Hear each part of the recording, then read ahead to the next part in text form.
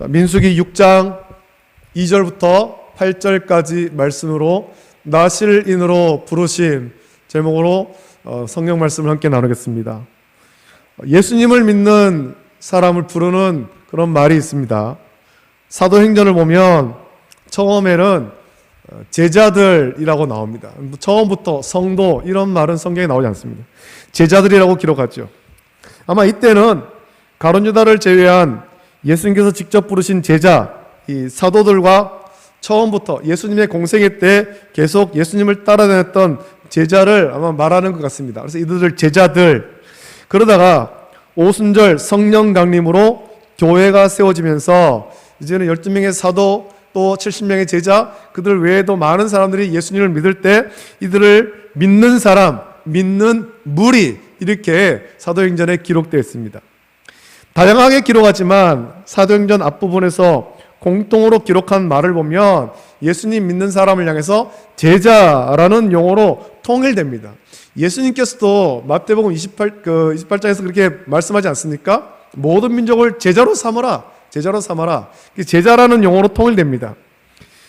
예수님께서 마태복음 28장에서 명령한 말씀대로 모든 사람에게 복음을 전하고 제자로 삼아 아버지와 아들과 성령의 이름으로 세례를 베풀었기 때문에 이 사도행전 앞부분 보면 제자들 이런 용어로 그렇게 불리는 것을 볼 수 있죠. 아직까지 예수님 믿는 자들을 지칭하는 특별한 용어가 없었지만 사도행전 11장을 보면 그때 가서 안디옥에 교회가 세워졌고 부흥하면서 예수님을 믿는 자들을 지칭하는 아주 특별한 용어가 그때부터 생깁니다. 그 전까지는 제자들, 믿는 무리들, 믿는 사람들 이렇게 불리다가 사도행전 11장 26절 보면 제자들이 안디옥에서 비로소 그리스도인이라 일컬음을 받게 되었더라 라고 이제 예수님 믿는 성도를 지칭하는 그리스도인, 크리스천이라는 용어가 이때부터 사용되죠. 이때부터 이 안디옥 교회에서부터 예수님 믿는 사람을 그리스도인이라고 부르게 됩니다. 여러분, 그리스도인이라는 말은 그리스도의 소유로 그분을 믿고 구주로 고백한 자, 그리스도를 따르는 자, 예수님의 제자를 의미합니다. 성경에서 이 그리스도인이라 일컬음을 받게 되었다라고 기록하고 있지만 현실적으로 볼 때 이렇게 고상하게 부르지 않았죠. 고상하게 부르는 것이 아닙니다. 안디옥에 있는 그 많은 이방인과 또 아직 예수님 믿지 않는 안디옥에 온 유대인들, 그들이 예수님 믿는 사람들을 그렇게 고상하게 저들은 그리스도인이야 이렇게 부른 게 아니란 말입니다. 고상하게 부른 게 아니에요. 현실적으로 보면 저들은 예수쟁이야, 예수쟁이 이렇게 부르는 거예요. 예수쟁이.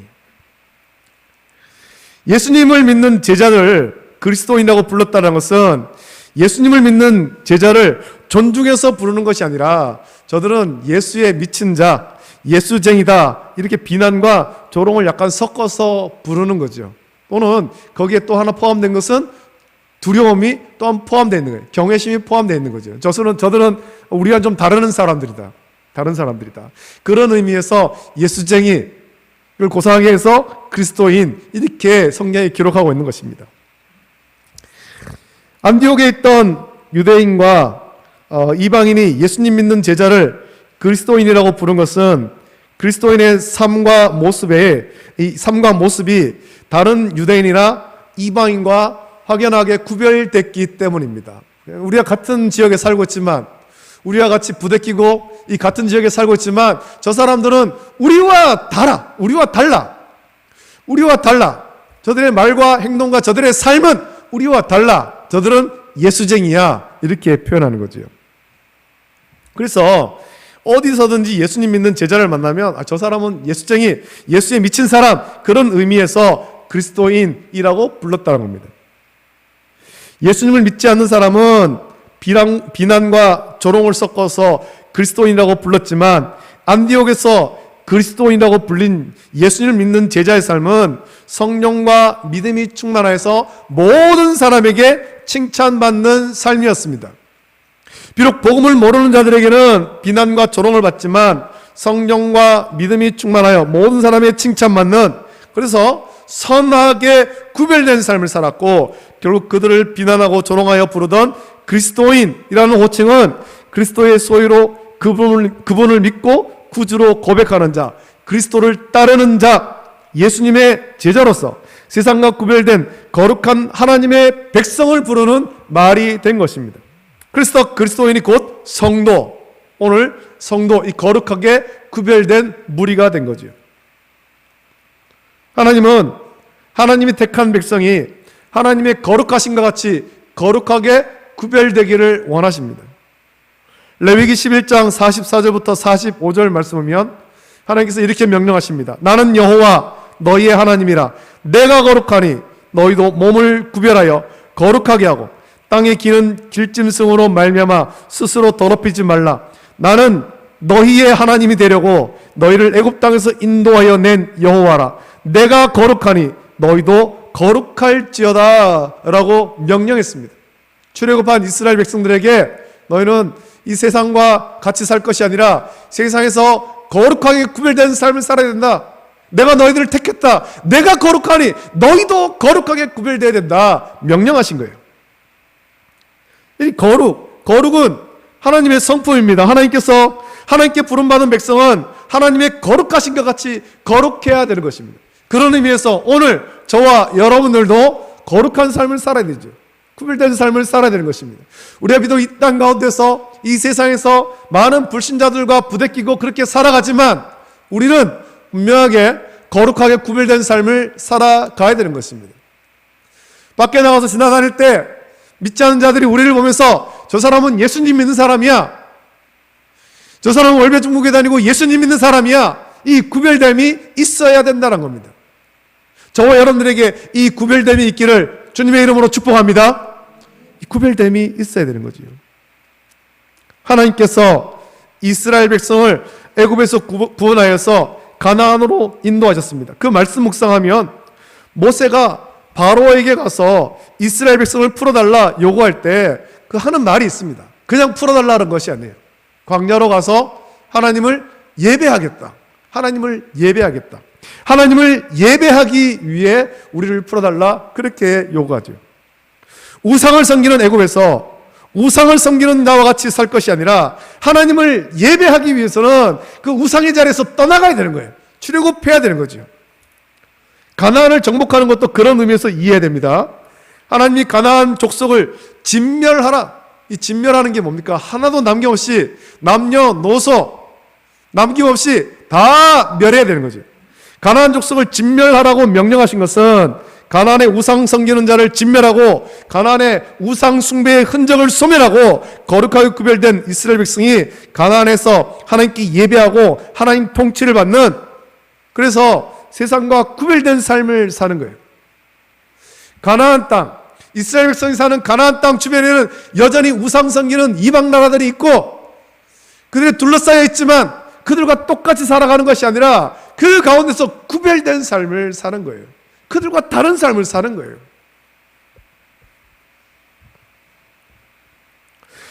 하나님은 하나님의 택한 백성이 세상과 구별되기를 원하십니다. 우리가 악한 세상에서 거룩하게 구별되어야 하는 것은 반드시 지켜야 할 아주 중요한 것입니다. 그래서 오전에도 말씀드렸습니다만 성령이 우리를 주장하시고 성령으로 변화되어서 우리의 성품과 인격과 삶이 변화되어서 구별되어야 되는 거죠. 이 한 주간 살면서 여러분의 삶이 믿지 않는 자들과 분명하게 구별된 거룩한 삶을 살아가기를 예수님의 이름으로 축복합니다. 우리의 언어가 바뀌어야 됩니다. 우리의 삶이 바뀌어야 되는 것입니다. 그래서 믿지 않는 자를 볼 때 저 사람은 예수님 믿는 사람이다. 구별되어야 되고 구별됨으로 그칠 것이 아니라 칭찬을 받아야 되는 거예요. 예수님 믿는 사람은 확실히 다르다. 예수님 믿는 사람은 믿을 수 있는 사람이다. 칭찬받아야 되죠. 그래야 복음이 전파되는 것입니다. 하나님이 우리를 성도로 부르셨는데 악한 세상과 구별되지 못하고 세상과 똑같은 생각, 똑같은 삶의 가치관, 똑같은 삶의 모습으로 살아간다면 하나님의 영광을 나타내지도 못하고 가나안을 정복했지만 대적에게 고통받는 사사시대 이스라엘 백성처럼 전혀 거룩하지 못해서 하나님께 버림받을 수밖에 없습니다. 하나님은 하나님이 택하여 부른 우리가 거룩하게 구별되기를 원하십니다.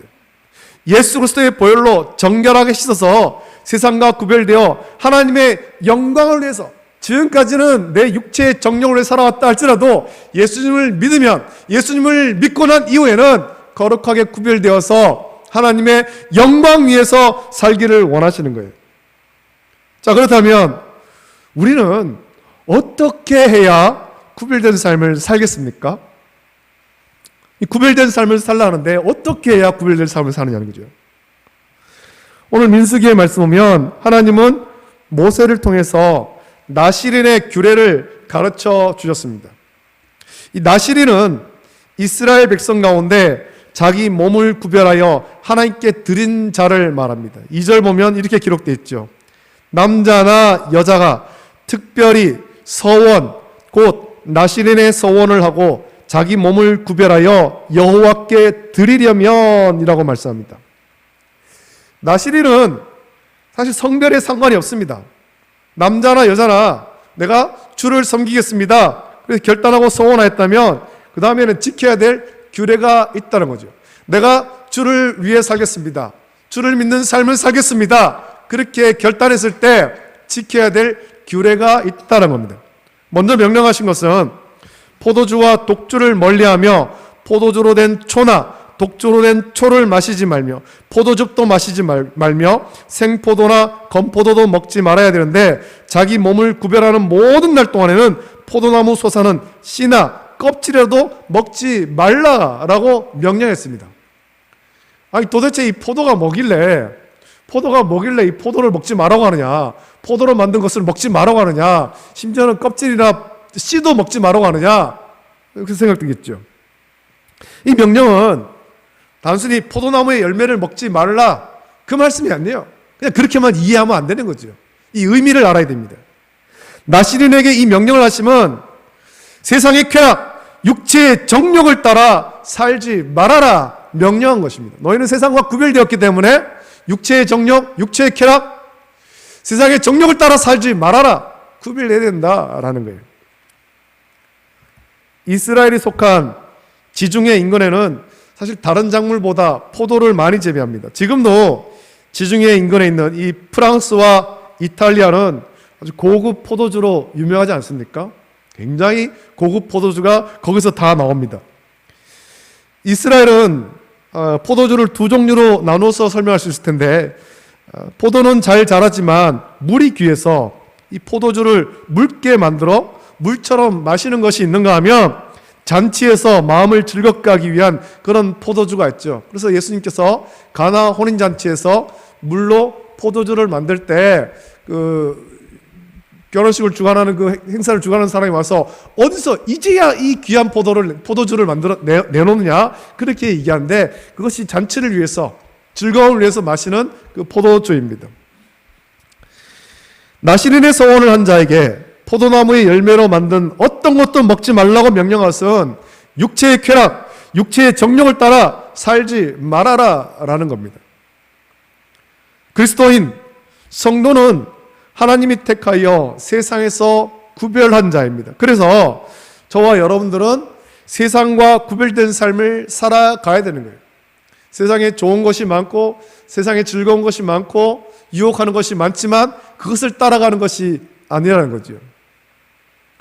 나시린이 세상과 구별되어 육체의 쾌락, 육체의 정욕을 따라 살지 말아야 하듯이 성도도 세상과 구별되어서 육체의 쾌락, 육체의 정욕을 따라 살지 말아야 되는 것입니다. 그래서 세상의 것에 욕심 부리지 말고 나시린으로서 주를 위해 섬기기로 결단했기 때문에 하나님의 영광을 위해서 살아가는데 힘을 쏟아야 되죠. 자, 그렇다면 성도는 어떻게 살아야 되겠습니까? 어떻게 사는 것이 육체의 쾌락을 따르지 않고 주님의 영광 위에 사는 거겠습니까? 예수님을 믿고 학습받을 때 반드시 알아야 되는 내용이 있는데 웨스트민스터 소요리 문답 1문의 내용인 사람의 제일 되는 목적이 무엇입니까? 라는 것을 질문합니다. 사람의 제일 되는 목적, 그 질문에 하나님을 영화롭게 하는 것과 영원토록 그를 즐거워하는 것입니다 라고 가르칩니다. 이것이 세상에서 구별되어 육체의 정욕과 육체의 쾌락을 버린 성도의 삶인 것입니다. 오늘 오전에도 사도행전의 말씀 보았습니다만 성령을 받아서 변화된 성도들이 날마다 성전에 모여서 하나님을 찬미하고 예배하고 이 삶인 것이죠. 이 삶인 것. 우리가 날마다 주의 말씀 묵상하면서 그 말씀 따라 살아가는 것, 말씀을 내 삶 속에 적용하면서 주님의 뜻을 구하며 사는 것, 이게 하나님의 영광을 위하는 삶이에요. 물론 성도가 세상에 살면서 세상의 것을 이용합니다. 세상의 것이 있어야 되죠. 하나님을 모르고 예수 그리스도를 구주로 믿지 않는 자는 썩어 없어질 세상의 것을 얻으려는 목적으로 살아갑니다. 어떻게 하면 더 벌까? 어떻게 하면 더 많이 가질까? 남보다 더 많이 가질까? 어떻게 하면 이 사업을 좀 번창시킬까? 여기에만 몰두하는데, 성도는 세상의 것을 이용하고 누리지만 그것이 목적이 되어서는 안 된다라는 겁니다. 우리가 살아가면서 집도 필요하고 먹을 것도 필요하고 차도 필요하고 의복도 필요하고, 근데 그 있는 것으로 만족할 줄 알아야 되는데 점점 더 내가 남보다 더 큰 집을 갖고 더 좋은 차를 갖고 더 많이 누리고 그거에만 몰두하지 말라라는 겁니다. 우리가 주의 영광 위에 살 때 주님께서는 그것이 우리에게 있어야 될 줄 이미 아시고 부어주시는 거예요. 솔로몬의 1000번제가 그것을 증명하지 않습니까? 주님의 영광을 위해서 선악을 분별하는 그런 지혜로운 마음 달라고 간구했을 때 하나님께서 기뻐하시고 그가 구하지 않은 부귀와 영화도 덤으로 주신 거예요. 오늘 저와 여러분들이 그런 삶을 살아가기를 예수님의 이름으로 축복합니다. 세상의 것에 너무 몰두하지 마세요. 그 몰두 안 해도 우리에게 필요한 줄 아시고 주님께서 채워주시는 거예요. 주의 영광에 살 때 주님께서 넉넉하게 채워주십니다. 하지만 주님의 영광은 제쳐놓고 그것만 몰두하고 그렇게 살아가면 언젠간 주님께서 그거를 다 걷어가실 날이 있습니다. 그것을 기억을 해야 되죠. 그래서 성도는 세상의 것에 욕심을 내지 말아야 됩니다. 성도의 삶의 목적은 땅에 있지 않습니다. 저와 여러분들의 삶의 목적은 이 땅에 있는 것이 아닙니다. 땅에서 잘 먹고 잘 살고 부귀영화를 누리고 그게 우리의 목적이 아닙니다. 우리의 목적은 영원한 천국에 있는 것입니다. 영광스러운 하나님 나라에 있죠. 이것을 위해서 세상에서 분명히 거룩하게 구별되어야 되는 것입니다. 우리가 이 땅 가운데 대한민국의 대구에 살고 있지만 우리의 소속은 여기에 있는 것이 아니라 영원한 하나님 나라에 있는 거예요.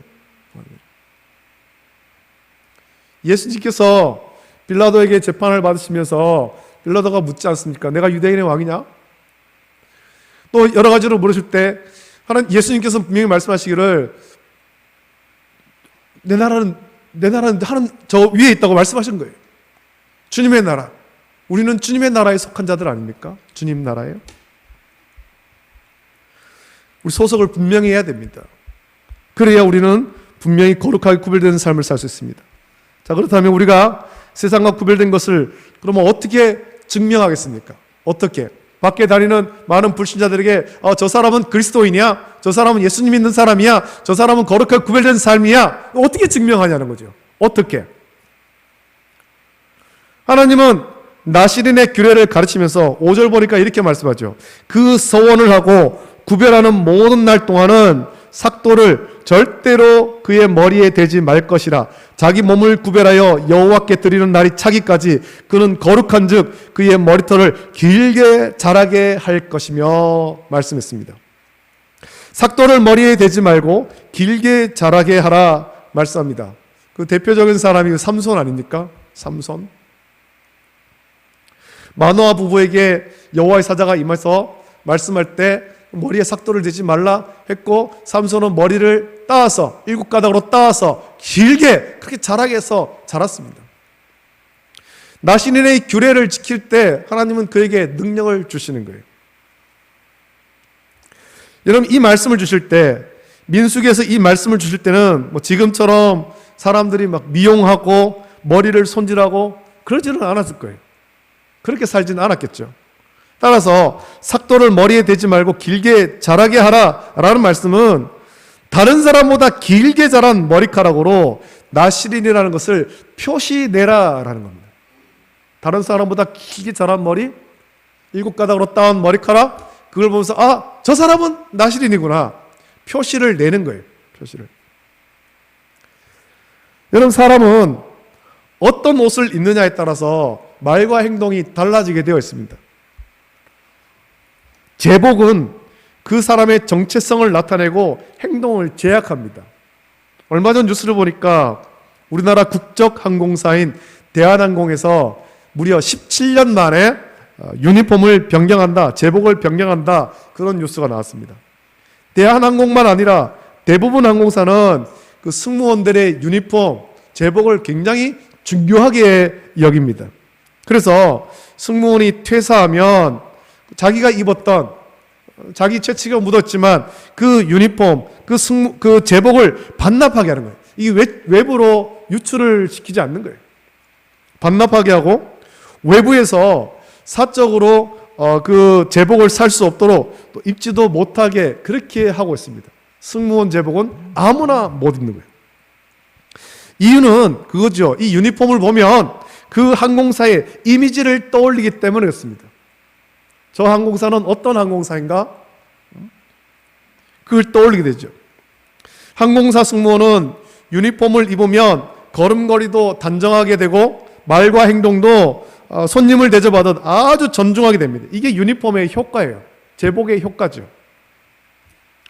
나신인이 삭도를 머리에 대지 않고 길게 자라게 하는 이유는 이 사람은 거룩하게 구별된 나실인이라는 표시를 보이는 것이고, 길게 자란 머리를 보며 늘 자기를 살피게 되는 것입니다. 아, 내가 나실인인데 이렇게 행동해서는 안 되지.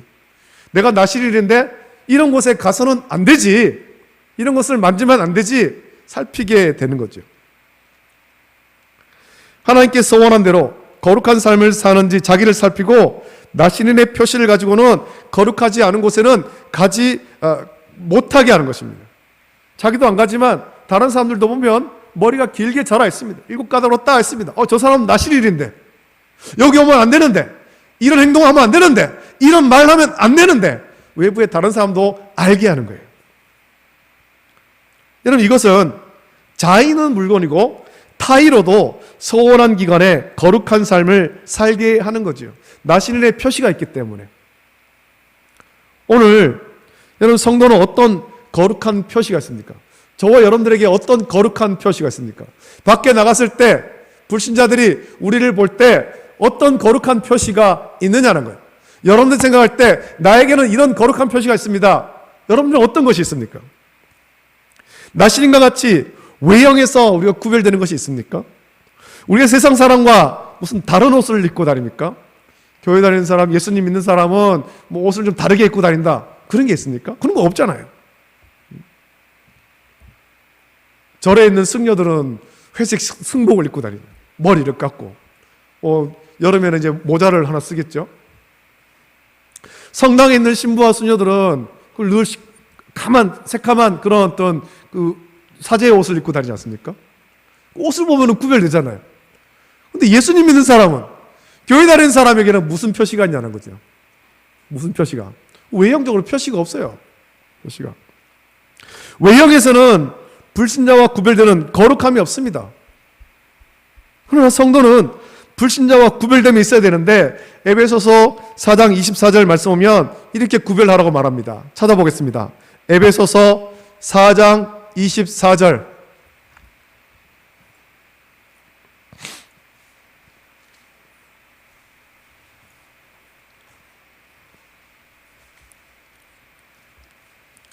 에베소서 4장 24절 말씀을 찾아서 한 목소리로 같이 읽겠습니다. 에베소서 4장 24절, 우리 찾으셨으면 한 목소리로 함께 읽습니다. 시작. 하나님을 따라 의와 진리의 거룩함으로 지으신 받은 새 사람을 입으라. 아멘. 하나님을 따라 의와 진리의 거룩함으로 지으신 받은 새 사람을 입으라. 우리 옛 사람을 벗어버리고 새 사람을 입으라 말씀합니다. 이 말씀 보면 우리가 어떤 옷을 입어야 되는지 말씀하죠. 하나님을 따라 의와 진리의 거룩함으로 지으신 받은 새 사람이라고 했습니다. 성도는 세상을 따라가는 사람이 아닙니다. 그렇다고 앞에 선 목사나 어떤 영향력 가진 사람을 따라가는 것도 아닙니다. 성도는 오직 하나님만 따라가는 거예요. 하나님만 따라가는 거. 그것을 위해 늘 성경을 묵상하며 우로나 좌로나 치우치지 말고 세상 풍조에 휩쓸리지 말아야 하죠. 세상은 요란하고 급변하는데 성도는 거기에 약간 좀 무관심할 수도 있어야 됩니다. 그걸 볼 때 세상 사람들이 야, 세상이 이런데 니네는 왜 거기에 관심도 없고 거기에 뭐 이렇게 동참도 안 하느냐, 그런 말을 들을 수 있겠지만 성도는 하나님을 따라가는 사람입니다. 세상을 따라가는 것이 아닙니다. 하나님 말씀 따라가는 것입니다. 말씀 따라가는 것. 이게 우리의 구별됨이 돼야 되죠. 또 의와 진리의 거룩함으로 지으심을 받으라고 했습니다. 물과 성령으로 거듭나야 되는 것입니다. 물과 성령으로 거듭나야 되는 것. 예수님께서 니고데모에게 말씀하시기를 거듭나지 아니하면 결단코 하나님 나라에 들어가지 못한다 했습니다. 물과 성령으로 거듭나야 되는 거예요. 물과 성령으로 거듭나서 성령으로 변화되어야 됩니다. 제가 오늘 이 말씀을 좀 몇 번 강조하는데 변화되어야 되죠. 변화되어야 되죠. 성령으로 변화되어서 썩어져가는 구슬을 버리고 우리의 생각과 말과 행동이 거룩하게 변화되어야 됩니다. 여러분 촉법소년이라는 말을 들어보셨을 거예요. 촉법소년. 요즘에 어떤 청소년 범죄 이런 거에서 굉장히 많이 나오는데 요즘 아이들 언어를 보면 얼마나 거친지 모릅니다. 굉장히 거칩니다. 우리가 감히 입에 올리지도 못할 거친 말을 아이들이 서슴없이 내뱉습니다. 누구한테 배웠겠습니까? 누구한테? 자기들이 만들었을까요? 다 어른들한테 배운 거예요. 어른들한테. 세상에서 배운 거예요. 세상에서.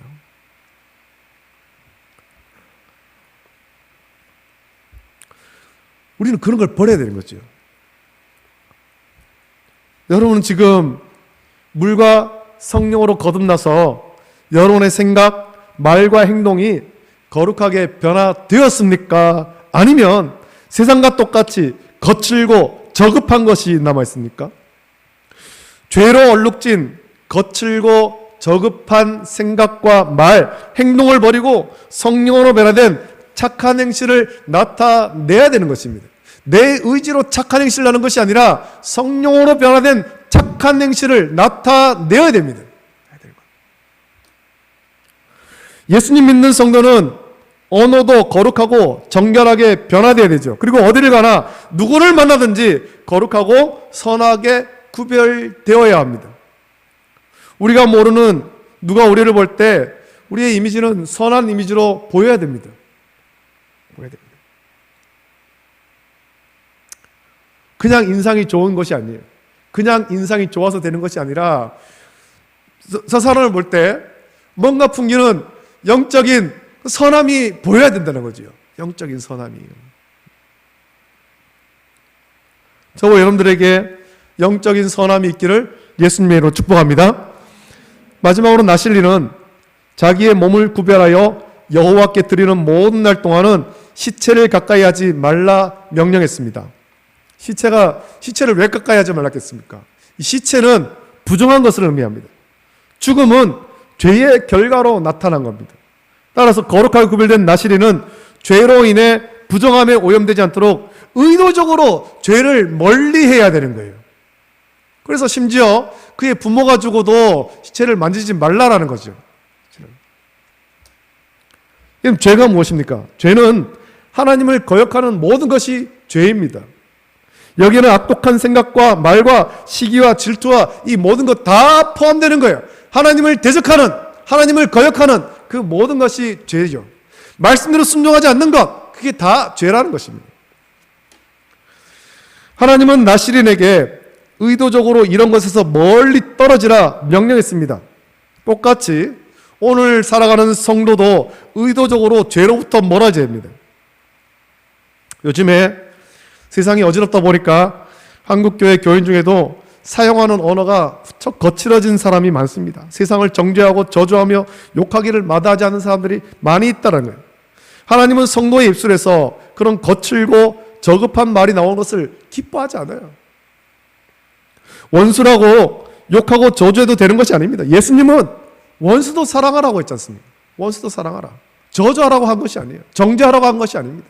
불쌍히고 긍휼히 기른 거죠. 그래서 예수님은 심지어 예수님을 배반하고 예수님을 팔아넘기는 가룟 유다조차도 긍휼히 계신 거잖아요. 가룟 유다조차도. 하나님은 출애굽한 이스라엘 백성이 거룩한 백성이 되기를 원하셨고, 거룩한 백성은 이렇게 살아야 한다라고 나시린의 규례를 가르쳐 주셨습니다. 오늘 하나님께 택한 바는 우리가 나시린입니다. 하나님은 우리를 성도로 부르셨고 세상과 구별된 거룩한 무리로 부르셨습니다. 세상에 속하지 않고 예수 그리스도에 속한 사람으로 저와 여러분을 부르신 거예요. 이 부르심대로 자기를 살피고 거룩하게 구별된 삶을 살아가기를 예수님의 이름으로 축복합니다. 오늘 제가 이 말씀을 드리면 다음 주일 우리는 귀한 성찬식을 가집니다. 성찬식은 세례 교인 중에도 예수 그리스도를 온전히 자기의 구주로 고백한 자만이 참여할 수가 있습니다. 그것을 위해서 교회는 최소한 일주일 전에 알리고 최소 일주일을 성도는 자기를 살펴서 거룩한 삶을 살라라는 겁니다. 우리는 일주일만 아니라 주님 앞에 서는 그날까지 이 시대의 나시린으로 자기를 살펴서 하나님의 거룩하신과 같이 거룩한 삶을 살고 세상과 구별되어 하나님께 영광 돌리는 귀한 성도가 되기를 예수님의 이름으로 축복합니다. 이 시간에 말씀을 묵상하시면서 같이 찬송 부르고 같이 기도하길 바랍니다. 우리 성령의 불로 우리 마음 가운데 있는 모든 더러운 것들 소멸시켜 달라고 찬양 같이 하겠습니다. 성령의 불로 찬양 같이 부르고 기도합니다.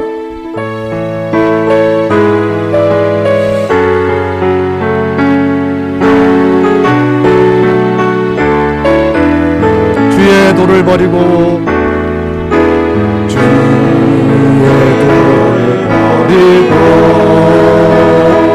헛된 꿈을 쫓던 우리를 거짓과 교만한 마음을 용서하여 주소서. 하나님의 긍휼로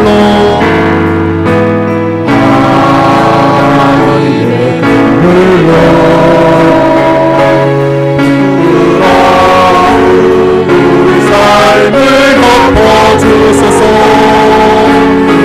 우리의 소망, 우리의 구원 주께 간구합니다.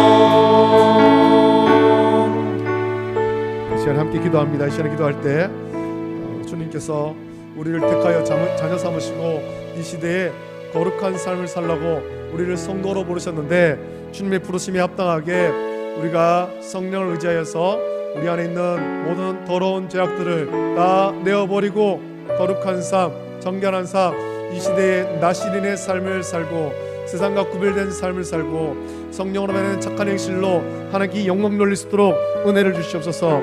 이 한 주간 새벽을 깨워 기도하고 말씀 묵상하며 경건한 삶을 살고 다음 주일 귀한 성찬 예식에 참여할 수 있도록 은혜를 달라고 이제는 간절히 자기 자신을 위해서 같이 기도하시고, 또 대학 입학 수학능력 시험 치는 양효정 학생하고 임용호 씨 치는 우리 박슬기 청년 위해서 우리 같이 기도할 때 믿음 주시고 지혜와 명철 달라고 이제는 간절히 합심하여서 함께 기도하겠습니다. 우리 주님 한번 주님 크게 세 번 부르짖고 합심하여서 함께 기도하겠습니다. 주여, 주여, 주여. 거룩하신 아버지 하나님 감사합니다. 아버지 하나님, 오늘 민수기에 있는 말씀을 통하여 하나님께서 주신 나시린의 규례에 대해서 말씀 묵상하였습니다. 아버지 하나님, 자신을 구별하여서 하나님께 드리고 아버지 하나님 소원하기로 작정했을 때, 아버지 하나님 거룩한 구별 살기를 원했을 때 하나님께서 그 나시린에게 주신 규례가 있습니다. 아버지 하나님, 포도주와 떡주를 마시지 말고 아버지 하나님 포도 열매를 먹지 말며 머리를 길게 하여 구별하라고 그렇게 말씀하였습니다. 십자가를 따지 말라 했습니다. 이 말씀 묵상하면서 우리가 아버지 하나님 이 시대의 나시린으로서 우리 자신들이 구별된 삶을 살 수 있도록 은혜를 베풀어 주시기를 간절히 소원하옵나이다. 우리가 아버지 하나님 외형에서 불신자들과 구별됨이 없습니다. 우리의 의복에서 구별됨이 없습니다. 그러나 우리가 성령으로 변화되어서 우리의 말과 생각과 행동, 아버지 하나님의 삶이 거룩하게 구별되게 해 주시기를 원하고, 아버지 하나님 거룩한 구별된 삶을 통해서 아버지 하나님 믿지 않는 자들에게 주님을 전하고 아버지 하나님 주님께 영 돌리는 삶이 되도록 은혜를 베풀어 주시기를 원합니다.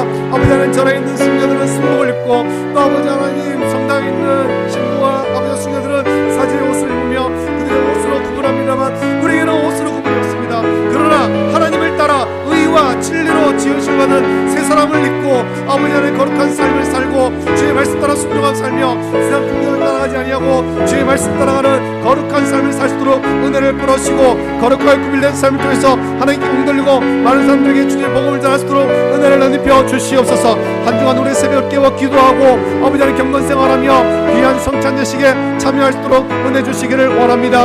아버지 하나님, 대학 입학 수학능력 시험 준비하는 양효정 학생, 또 아버지 하나님 임용호 씨 준비하고 있는 박슬기 청년, 하나님께서 은혜를 넓혀 주시옵소서. 믿음을 주시고 지혜와 명철을 하시고 또 아버지 남은 기간 동안 아버지 하나님 그 육체의 컨디션도 잘 조절하여서 시험에 잘 임할 수 있도록 은혜를 베풀어 주시기를 원하며 주의 영광을 구하고 아버지 하나님 주님의 뜻하심 따라서 순종할 수 있도록 아버지 어떤 결과가 나오든 그 결과에 순종할 수 있도록 복내려 주시고 은혜를 내려 주시옵소서. 한 주간의 삶의 복을 주시기를 간절히 소원하옵나이다.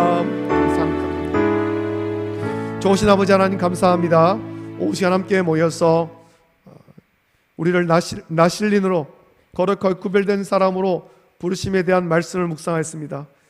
이 약한 시대에 우리가 거룩한 성도로 부르심을 받았습니다. 부르심에 합당하도록 우리가 우리 자신들을 구별케 하여 주시옵소서. 아버지 하나님, 우리가 육체의 쾌락을 위해 살지 않게 하시고 하나님의 영광 위해서 우리 인생을 온전히 드리며 늘 깨어 기도하고 말씀 묵상하며 주의 뜻을 구하게 하여 주시옵소서. 또한 아버지 하나님, 하나님을 따라 의와 진리로 지으심 받은 새 사람을 입고 우리의 언어가 변화되게 하시고 생각이 변화되게 하시고 삶이 변화되게 하시고 거룩하게 변화된 우리의 인생을 통하여서 주의 복음을 전할 수 있도록 인도하여 주시옵소서. 의도적으로 죄를 멀리하게 하시기를 원합니다. 죄 짓는 곳에, 아버지 하나님 죄악이 있는 곳에 아버지 하나님 근처에도 가지 않게 하시며 우리는 오직 주의 말씀 따라서 순종하며 살며 거룩한 삶을 살고, 특별히 이 한 주간 자기를 살펴서 오는 주일 귀한 성찬 예식에 참여하여 은혜 누릴 수 있도록 복 주시기를 간절히 소원합니다. 한 주간 새벽을 깨울 수 있는 믿음과 열심 허락하여 주시고 우리의 삶의 여건들을 인도하여 주시옵소서. 모든 것 감사하며 거룩하신 예수님의 이름으로 기도드립니다. 아멘. 주님께서 가르친 기도로 예배를 마칩니다. 하늘에 계신 우리 아버지여, 이름이 거룩히 여김을 받으시오며 나라가 임하시오며 뜻이 하늘에서 이루어진 것 같이 땅에서도 이루어지이다. 오늘 우리에게 일용할 양식을 주시옵고 우리가 우리에게 죄 지은 자를 사하여 준 것 같이 우리 죄를 사하여 주시옵고 우리를 시험에 들게 하지 마시옵고 다만 악에서 구하시옵소서. 나라와 권세와 영광이 아버지께 영원히 있사옵나이다. 아멘.